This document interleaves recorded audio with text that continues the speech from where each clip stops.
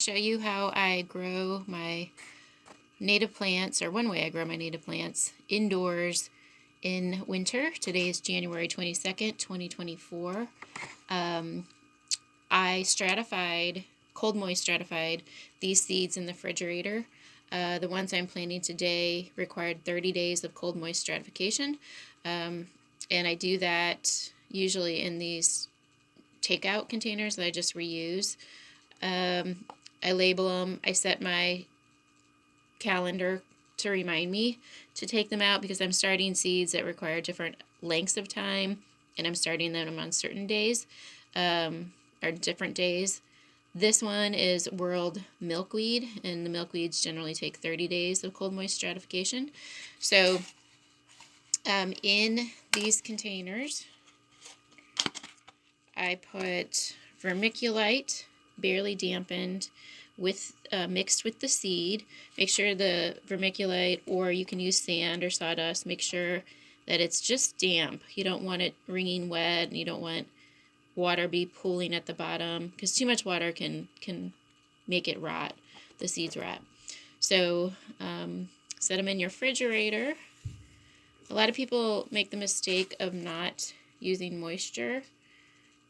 They just put them in the fridge and think cold is enough, but it's not. So do not skip the moist part of cold moist stratification. So I just take this out and sprinkle it, kind of distribute it as evenly as I can across the top. These are just these rectangular plastic flats that I got from somebody. 6 of them fit in a traditional size flat. Try to get them all, make sure I get all of it out. All the seed out. And then I just kind of push it around, just distribute it as well as possible. Kind of space out the seed. This was, just so you know, the equivalent of 1 packet of seed from Prairie Moon Nursery. All right, if I have a tiny seed, I would not do anything more. But this seed is not covered. I can see some that are exposed. So then I'm going to come back and sprinkle some dry vermiculite over the top to kind of cover that seed up. The seed is pretty thin, so it doesn't need to be deep. The depth, generally the rule is no more than twice the width of the seed. That's how deep you should go. And then I would just kind of sprinkle that with a little water, very gently.